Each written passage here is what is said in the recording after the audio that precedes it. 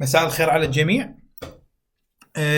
اليوم أريد أشرح لك شلون تقدر تاخذ موعد من السفارة العراقية السفارة الألمانية في بغداد.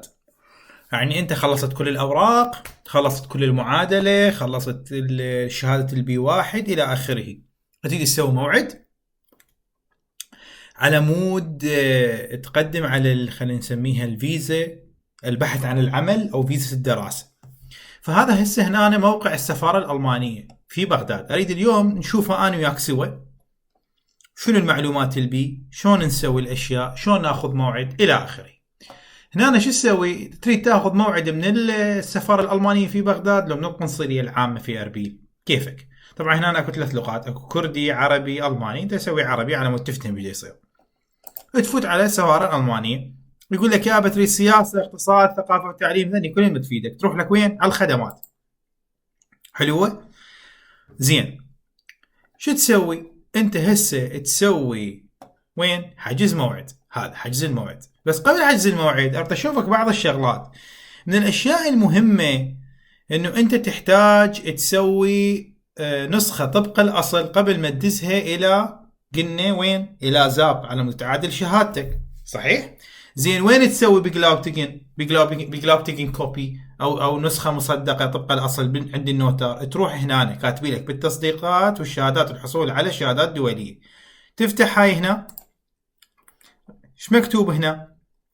مكتوب هنا جمله كلش حلوه، يقول لك يمكن انجاز معاملات التأييد والتصديقات خلال ساعات العمل الاعتياديه لسفاره بغداد. شو وقت يفتحون؟ الاحد من 1:30 ل3، والخميس من 1:30 ل3. تروح تاخذ اوراقك وتسويها نسخه طبق الاصل. طبعا شنو؟ ليس من الضروري تحديد موعد مسبقا. واضحه هاي؟ شلون تسوي نسخه طبق الاصل؟ انتهينا منها. زين، هسه نرجع الى حجز الموعد. شو تسوي؟ تيجي هنا حجز المواعيد. شو يقول لك؟ يقول لك هنا حجز موعد التقديم على التأشيرة. اضغط هنا، تضغط هنا، يوديك وين؟ يوديك على ويب سايت جديد. هنا راح تطلع لك 4 اختيارات بالويب سايت الجديد.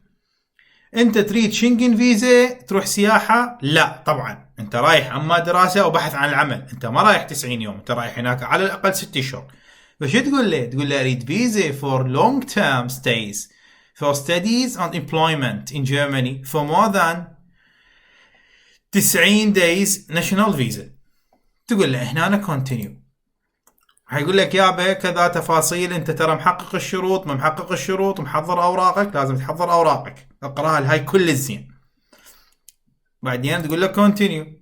هنا راح يقول لك يابا اكو شكل هنا ادخل لنا اياه، تقول له جي في شنو عربي، تقول له جي في دي ان جي ان. اوكي اعتقد هذا صحيح. كونتينيو. هنا راح تفوت، يقول لك يابا انا عندي موعد يوم 6/10/2021 و7/10 هاي الايام. فتقول له يابا appointment are available. دوس هنا. شو يقول لك؟ يقول لك يابا عندك موعد لو من 9 ل10 تجي، لو من 2 ل3.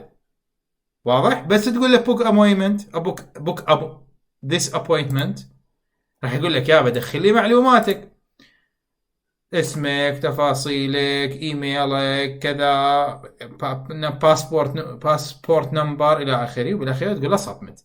من تسوي سبمت طبعا انت دخلت الايميل والتليفون، راح يدز لك ايميل تاكيد على الموعد. خلاص هذا الموعد، سويت موعد بالسفاره. فلهالسبب ردت اشرح هذا الموضوع. طبعا اذا تحب موقع السفاره بيه كل هوايه معلومات حلوه، يعني تقدر تشوف هوايه اشياء ثانيه. يعني مثلا قول وياي، هنا شوي حاطين مقالات حلوة على شلون تشتغل، شلون ما كذا، إذا عجبك تقلب تشوفها يعني.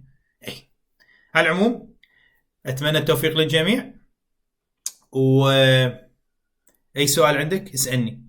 تحياتي.